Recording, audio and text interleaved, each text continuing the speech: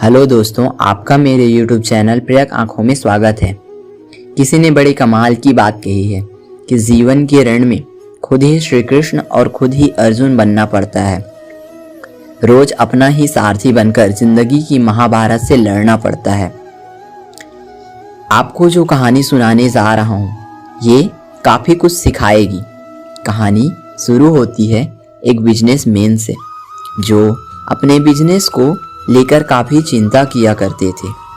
क्या होगा, आने वाले कल में कैसे काम आएगा, काम आगे बढ़ेगा। उनका एक लड़का था।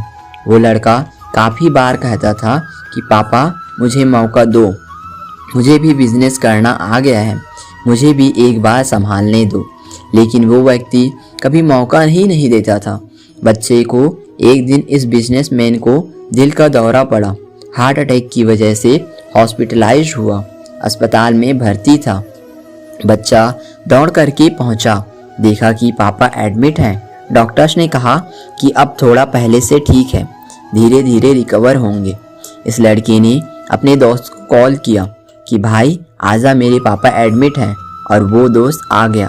उसने पूछा क्या हो गया पापा को, सारी बात हुई।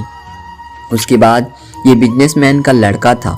उसने बोला चलना, बाहर चल के आते हैं, बहुत देर हो गई। इधर अस्पताल से बाहर निकले तो एक आइसक्रीम वाला दिखाई दिया। बिजनेसमैन के लड़के ने कहा कि भाई आज आइसक्रीम खाते हैं। वो लड़का चौंक गया जो दोस्त था कि यार क्या पागलपन है, पता ना क्या चल रहा है। पापा अंदर भर्ती हैं, यह बाहर आइसक्रीम खरीदे के खा रहा है। उसके बाद खाने लगे तो वो दोस्त था, उससे रहा नहीं गया। उसने पूछ लिया इस लड़के से कि भाई समझ नहीं आ रहा है तुम्हारे बिजनेस का क्या होगा। आने वाले कल में तेरे पापा एडमिट हो गए हैं, उनकी तबीयत ठीक नहीं है, दिल का दौरा पड़ा है, हार्ट अटैक हुआ है, तो यह आइसक्रीम खा रहा है। मुझे समझ नहीं आ रहा है। उसने जो बात कही वह ध्यान से सुनी। उसने कहा कि मुझे मालूम तो है, ये सोच रहा हूँ कि मेरे पापा एडमिट हैं और आइसक्रीम चल रही है नहीं।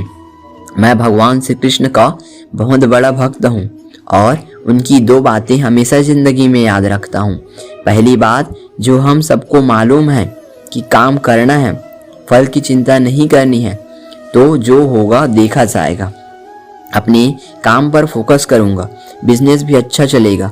दूसरी बात, मैं तुम्हें एक कहानी सुनाता हूँ, समझ में आ जाएगी।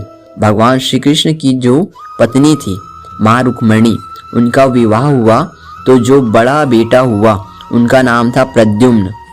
और प्रद्युम्न के जन्म के 10 दिन बाद ही प्रद्युम्न का अपहरण हो गया। छोटे बच्चे का माँ रुक्मिणी नाराज रहने लगी, उदास रहने लगी। क्या हो गया? भगवान श्री कृष्ण कहते थे कि चिंता मत करो, प्रद्युम्न ठीक होगा, जहाँ भी होगा तुम स्वस्थ रह करो, मस्त रहो। लेकिन इस चिंता में रुक्मिणी जी के साल बीतते गए। 18 साल के बाद में प्रद्युम्न की वापसी हुई और जब प्रद्युम्न द्वारिका वापस आए तो उनके साथ में उनकी पत्नी मायावती थी। समस्या ये थी कि जो मायावती थी उसकी उम्र 20 साल ज़्यादा थी प्रद्युम्न से।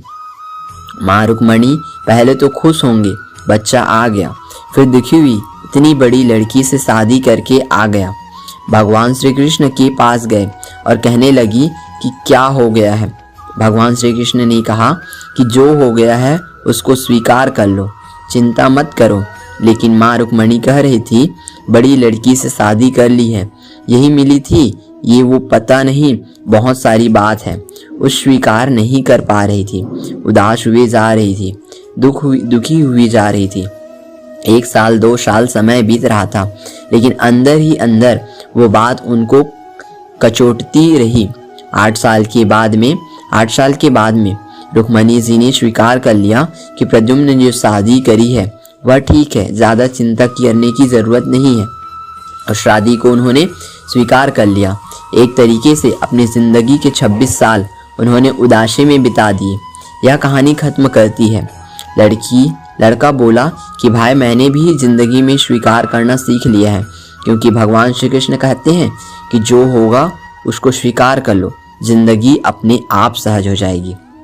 छोटी सी कहानी जो दो बड़ी बातें सिखाती है, और यही बात है आप तक पहुंचाना चाहता था कि जिंदगी में जो हो रहा है, जिंदगी चलती चली जाती है, आप भी चलते रहिए।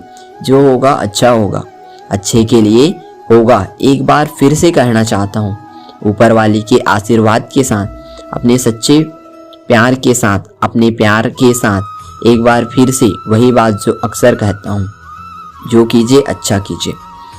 अगर मेरा यह वीडियो अच्छा लगे तो प्लीज़ वीडियो को लाइक कीजिए और चैनल को सब्सक्राइब कर दीजिए, और साथ ही साथ बेल आइकन को भी प्रेस कर दीजिए, ताकि मेरे आने वाले सभी नए वीडियो आप तक पहले पहुंच सके।